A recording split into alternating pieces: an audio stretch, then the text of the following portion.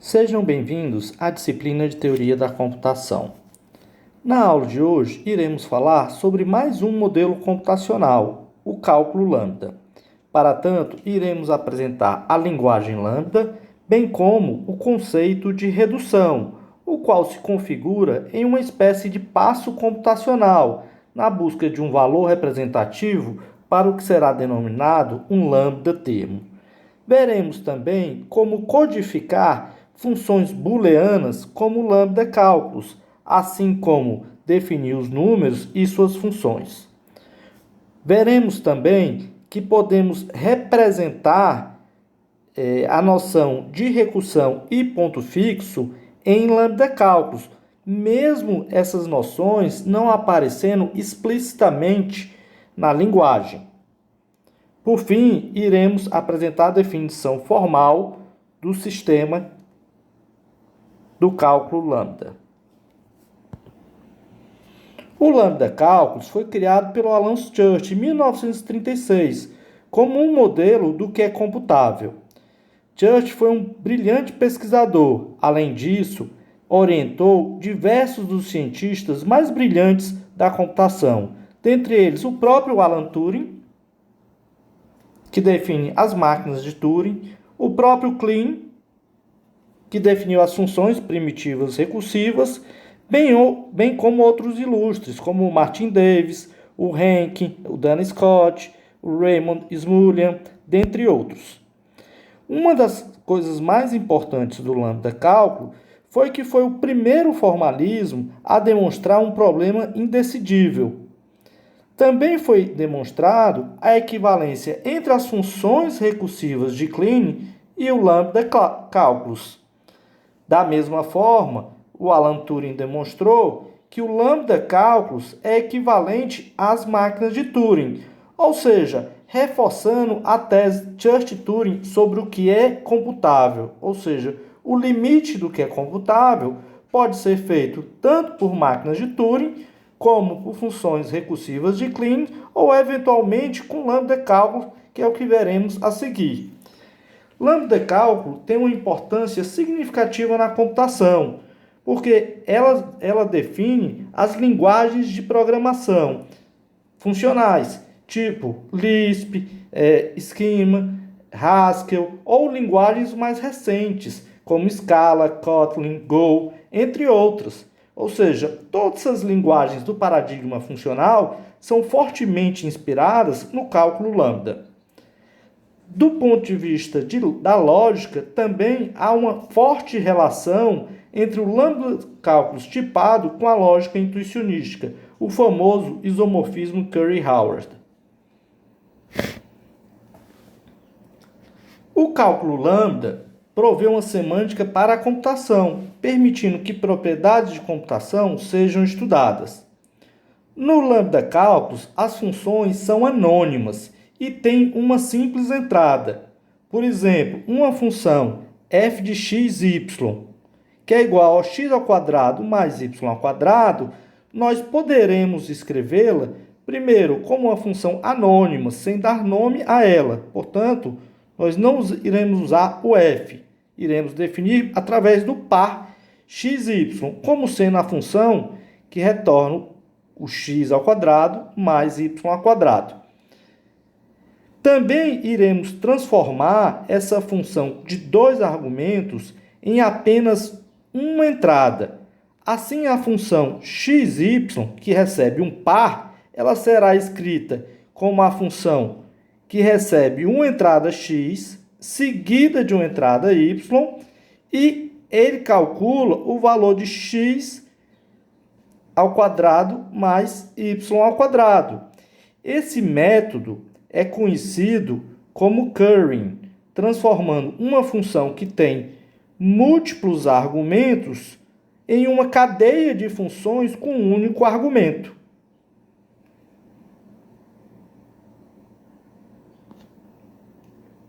Vejamos um exemplo. A aplicação da função f de x que definimos anteriormente aos argumentos 5 e 2 seria substituirmos o x por 5 e o y por 2, ou seja, 5 ao quadrado mais 2 ao quadrado, que daria 29. Na versão curried, um passo a mais é necessário. Por quê? Porque a gente só pode aplicar a função para uma única entrada. Então, primeiramente, eu vou passar o valor 5 e depois é que eu vou passar o valor 2. Então, essa função, eu primeiramente substituiria o x por 5 e só ao final é que eu substituiria o 2 pelo y ao quadrado, por y, né? Ficando 2 ao quadrado.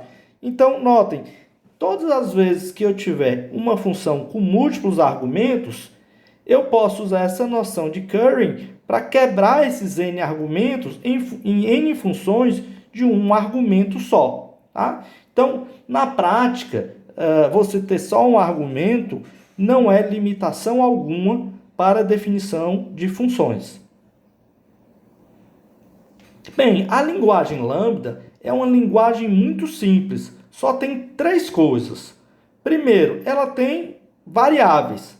Então, se a gente tem um conjunto de variáveis, né? Um conjunto enumerável de variáveis, a gente define a linguagem lambda como o menor conjunto que satisfaz as seguintes propriedades. Primeiro, toda variável ele é chamado de um termo da linguagem, ou seja, ele é um lambda termo. Se eu tenho que um termo pertence à minha linguagem e x é uma variável, eu posso ter a nossa noção de lambda abstração. O que é? É eu chamar lambda x ponto m. Ou seja, toda vida que eu tenho um termo definido e tenho uma variável, eu defino uma lambda abstração. E tenho também uma lambda aplicação, que é, a partir dos 2 termos mn, eu construo um novo termo, que é a aplicação em m de n. Ou seja, eu aplico n em m. A isso a gente chama de lambda aplicação. Então, a linguagem lambda, ela só tem essas 3 coisas: as variáveis, as lambdas abstrações e as lambdas aplicações. Então, a nossa linguagem, que a gente vai usar para definir tudo que a gente pode fazer em computação, é definida só com essas 3 coisas bem simples. Um conjunto de variáveis, ou seja, as variáveis são lambda termos, uma lambda abstração, ou seja, se eu tenho um termo e uma variável, eu faço uma lambda abstração, representando como se fosse uma função, ou eu faço uma lambda aplicação. Se eu tenho 2 termos mn, eu digo que eu estou aplicando em mn, ou seja, isso seria uma lambda aplicação. Tá? E qualquer elemento desse conjunto é chamado de lambda termo. Alguns exemplos, né? Primeiro, x, como é uma variável, a gente diz que o x é um lambda termo. Ora, se x é um lambda termo e x é uma variável, então lambda x ponto x também é um termo. Ora, se lambda x ponto x é um termo e y é uma variável, portanto, y é um lambda termo, então lambda x ponto x aplicado a y, ou seja, uma lambda aplicação, também é um termo da minha linguagem, portanto, é um lambda termo. Né? Se eu tenho, posso ter várias funções lambda, por exemplo, lambda t ponto lambda f ponto t seria um outro lambda termo, né? Um outro exemplo. Mais um exemplo, lambda t ponto lambda f ponto f seria um outro exemplo de lambda termo. Lambda s ponto lambda x ponto x também é um outro termo, né? Porque isso aqui é um termo e o lambda s aplicado a um termo é um termo, tá? E por aí em diante. Então, assim, a gente tem várias noções, né? Se S é uma variável, S aplicada a X seria um termo, S aplicada a SSX seria outro lambda termo, né? Um lambda aplicação. Depois eu poderia fazer uma lambda abstração em X, poderia fazer outra lambda abstração com S e por aí em diante. Tá? Então esses são exemplos, né, de expressões que pertencem à linguagem lambda, ou seja, lambda termos. Bem, iremos agora fazer algumas convenções para evitar que a linguagem fique muito poluída com muitos parênteses. Primeira coisa, iremos descartar todos os parênteses mais externos. Então, toda vida que eu tenho um lambda termo, m seguido de n, com parênteses mais externo, eu vou simplesmente excluir esse parênteses mais externo e representar ele como mn. Tá? Uma outra noção, a gente dirá que mn são lambda termos equivalentes, certo? Se eles denotam sintaticamente o mesmo termo, ou seja, a escrita deles é igual, ou eles podem ser substituídos, né, ser obtidos por substituição de variáveis ligadas. A gente vai já definir mais adiante o conceito de variáveis ligadas, mas é aquela mesma noção que a gente estudou em lógica, né? Quando uma variável aparece num escopo de uma fórmula. Aqui, uma variável se ligada, quando ela aparece no escopo de um lambda termo. Tá? Então, alguns exemplos.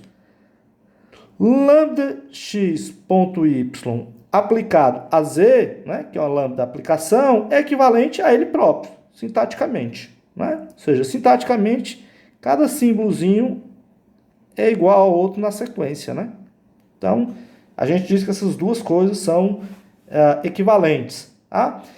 Se eventualmente eu só substituir a variável das lambdas abstrações e permanecer o resto como antes, eu digo que eles também são equivalentes. Por exemplo, lambda x de x com z, eu posso substituir esse x por y. E aí esses dois termos serão chamados de termos equivalentes. Tá? Notem que aqui eu preciso ter toda a expressão do meu termo. Eu não tenho como calcular valores ainda. Isso a gente vai aprender mais adiante. Então, por exemplo, lambda x.x aplicado a z, nós iremos ver depois que a gente pode reduzir essa expressão para z, né? A gente vai ver isso mais adiante, mas eles não são essa nossa noção aqui de equivalência. Por quê? Porque a equivalência aqui é quando o termo é exatamente igual, como nesse primeiro caso, ou ele é semelhante no sentido de que ele tem os mesmos símbolos, só alterando as variáveis que são ligadas. Nesse caso aqui, a gente não vai dizer que eles são sintaticamente equivalentes. Tá? Da mesma forma que a gente não vai dizer que lambda x.xz é equivalente a lambda x.yz. Por quê? Porque no primeiro o x aparece no escopo do lambda termo. No outro não aparece o x, aparece y. Então essas duas coisas são noções sintaticamente diferentes. Ainda, quando a gente tiver vários termos seguidos um do outro, ou seja, um termo F seguido do M1, do M2 até o MN, isso é uma abreviação para a gente fazer o F com M1 aplicado, depois o F com M2, até o F de MN. Ou seja, sempre que a gente lê um termo com vários termos, um seguido do outro, a gente sempre faz os dois termos que estão mais próximos da esquerda para a direita. Tá? Uma outra noção também, para tornar os lambda termos mais simples, é que ao invés de fazer um lambda termo de cada vez, certo? Se eu tenho n lambda termos, eu vou poder representar isso com um símbolo só de lambda termo, seguido de x1 até xn e o meu termo m. Tá? Ou seja, isso é só, digamos assim, um açúcar sintático. Tá? Esses casos aqui são só açúcar sintático. E esse terceiro também, porque ele diz exatamente quando dois termos são sintaticamente equivalentes, né?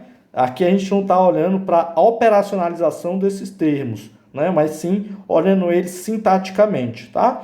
Então, essas convenções a gente faz para simplificar a redação dos lambdas termos. Mas, de novo, são simplificações que a gente usa se quiser, para deixar mais legível, mas que não mudam, né, se a gente assumir essas convenções, o significado de um lambda termo. Alguns exemplos, né? Se eu fizer lambda sx ponto sx, o que eu estou fazendo? Eu estou fazendo um lambda s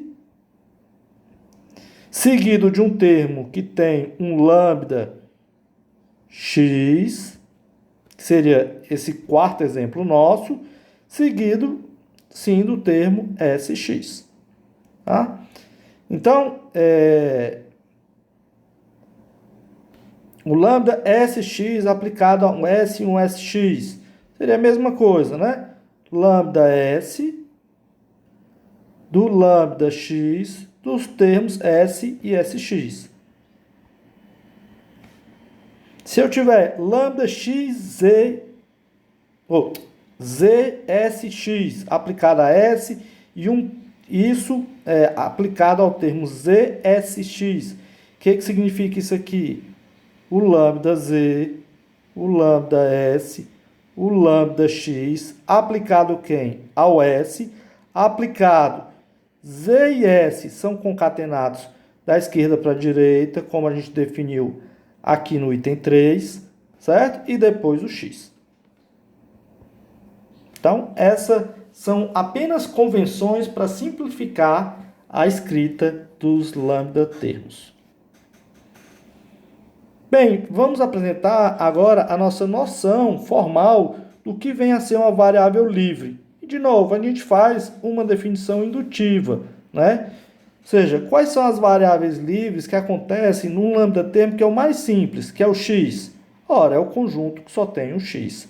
Quais são as variáveis livres que acontecem numa lambda aplicação, né? Ou seja, um termo aplicado a outro? Bem, basta olhar as variáveis livres que acontecem em M e fazer a união com as variáveis livres que acontecem em N, porque variáveis livres podem acontecer em M ou N. Então, como eu estou lidando com conjunto, né, eu faço a união desses dois conjuntos. Quais são as variáveis livres que acontecem em lambda xm? Ora, são as variáveis livres que acontecem no meu M menos a variável x, porque ele está no escopo de um quantificador. Então, são as variáveis livres de M menos o conjunto x. Bem, se a variável x não é livre em M, ou seja, ele não pertence a essa nossa definição, a gente diz que essa variável é ligada, ou seja, ela está no escopo de uma lambda abstração. Alguns exemplos. Se eu olhar lambda xy, né, aplicado a x, y, z, notem que o x e o y aqui acontecem no escopo de duas lambdas abstrações, a do x e a do y. Já o z aparece sem pertencer a nenhum escopo da minha lambda abstração. Portanto, z é dito ser uma variável livre e x e y é dito ser ligado. Tá? Ou seja, estão ligados. Tá? Outra expressão, eu tenho um z, um x, aplicado a outro lambda termo. Ora, nesse x aqui acontece fora de um escopo de um lambda termo. Portanto, o x nessa expressão ele é livre. O z também não acontece no escopo de uma lambda abstração. Portanto, ele é livre. O y ele aparece ligado, porque ele aparece ligado aqui a uma quantificação, ao lambda termo, a lambda abstração. Tá? Então, o y é ligado. Ah, professor, mas o x aparece aqui nesse escopo, então ele também estaria ligado. Ele estaria nesse segundo termo, mas não está no primeiro. Por isso que quando a gente está olhando o termo, se ele é ligado ou não, se ele é livre ou não, a gente está olhando para o termo todo. e não somente para parte dele.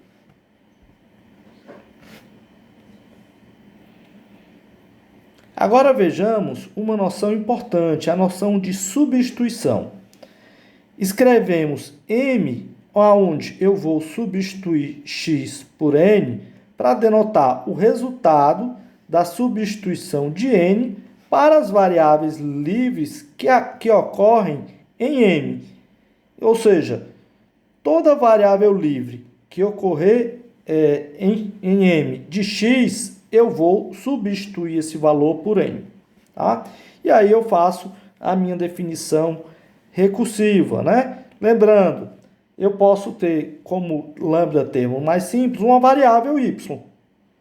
Então, se eu quero substituir um x, né, pelo n, eu pergunto, ora, x e y são sintaticamente a mesma variável? Se for, então você substitui o x pelo n. Se não for, se eles forem sintaticamente diferentes, você retorna o y. Tá?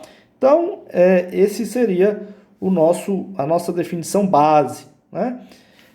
No caso recursivo, né, tanto de lambda abstrações quanto de lambda aplicações, eu posso ter dois termos M1 e M2, ou seja, uma lambda aplicação de M1 com M2, e posso querer substituir as variáveis x, que acontecem tanto em M1 como M2, pelo n. Ora, para eu fazer isso, nessa expressão do lambda termo, o que eu vou fazer? Eu vou pegar o meu termo M1 e vou pedir para fazer recursivamente a substituição de x por n. Da mesma forma, o meu termo M2, eu vou substituir de x por n. Tá? Então, eu simplesmente jogo, né, essa substituição para dentro dos lambda termos, né, quando eu tenho uma lambda aplicação. Bem, o último caso, né, o caso quando eu tenho uma lambda abstração, né, e quero substituir nessa lambda abstração x por n, eu vou observar duas situações. Uma, se o x que eu quero substituir é igual ao y, tá? Ou seja, se eles são iguais, tá? Se eles são iguais, então eu vou simplesmente retornar o lambda x com m, mas não vou sair propagando, né? Não vou sair propagando a minha lambda abstração, porque senão eu vou mudar o escopo do meu lambda termo. Então, se o x e o y forem iguais, eu não vou substituir ele. Ou, da mesma forma, se o y, né, acontecer na expressão n, ou seja, se ele aparecer ele na expressão n. Porque se ele aparecer na expressão n, eu vou também estar mudando o significado do meu lambda termo. Tá? E eu não posso fazer isso, certo? Bem, se nenhuma dessas duas condições for satisfeita, aí sim eu vou fazer a substituição, né, permanecendo com o lambda y que eu tinha, e no meu termo m, né, eu vou substituir toda a ocorrência de x lá pelo n. Tá? Ou seja, eu só faço isso, né, eu só vou jogar, digamos assim, a substituição de x por n se a variável que eu quero ela não é sintaticamente a mesma variável, ou se a variável não acontece nos termos, né, nas variáveis livres do meu termo n. Tá? Então, essa é a nossa definição recursiva para a substituição. Vejamos aqui alguns exemplos. Primeiro exemplo, eu tenho um lambda termo, x, onde eu estou somando x com y, certo? O que eu vou fazer? Eu vou substituir o y por 2. Tá? Aí eu vejo, substituir o y por 2, né? Eu olho para cá. X é sintaticamente igual a y? Não, ele não é. Em n, que é o 2, acontece a minha variável y aqui dentro? Não, porque é só o 2. Não tem nenhuma variável aqui. Então, o que eu faço? Eu vou substituir nos termos aqui dentro. Ou seja, eu permaneço com lambda x, né?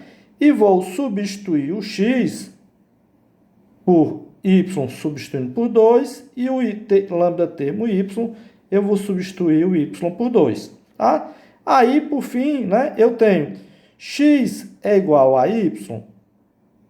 Não, não é igual, né? Ou seja, ele é diferente. Não acontece nenhuma variável livre ali. Então, eu retorno quem? Eu retorno aqui, se eles são diferentes, quem? O próprio x, né? Ou seja, se o x é diferente de y, eu retorno o próprio x. Agora, y é sintaticamente igual a y, equivalente a y. É a própria variável, né? Então, o que eu faço? Eu substituo por 2. Então, a expressão resultante da substituição de lambda x, x mais y, onde eu substituo y por 2, é a expressão lambda termo, lambda x, x mais 2. Ou seja, aonde tinha o y, eu joguei lá para dentro o 2 no lugar do y. Tá? Um outro exemplo. Se eu tenho lambda x e aplicado ao lambda termo x mais y, eu quero substituir o y por 2 vezes x, nesse caso, eu não vou poder aplicar a substituição em y. Por quê? Porque notem que o x, ele acontece nessa expressão. Ou seja, se eu olhar a expressão n, né? A minha expressão n, quem é a expressão n? É 2 vezes x. Ora, nesse caso, a minha variável x acontece de forma livre aqui. Então, pela nossa definição, eu não posso fazer a substituição, né? Eu retorno o próprio termo que eu tinha anteriormente. Então, eu retorno lambda x, né? Lambda x, x mais y. Tá? Ou seja, por quê? Porque em 2 mais x acontece a variável livre x, né? Ou seja, naquela expressão. Vejamos um terceiro exemplo, né? Eu tenho duas lambdas abstrações, lambda x e lambda y, certo? Aplicado a duas lambda aplicações, o x, o y e depois o y com z. E eu quero substituir o z por um lambda w.w, ou seja, notem que aqui, né, a minha variável z não é o x, não é o y, tá certo? E não acontece nem o x, nem o y nessa expressão. Portanto, eu posso substituir o z, né, pelo lambda w.w.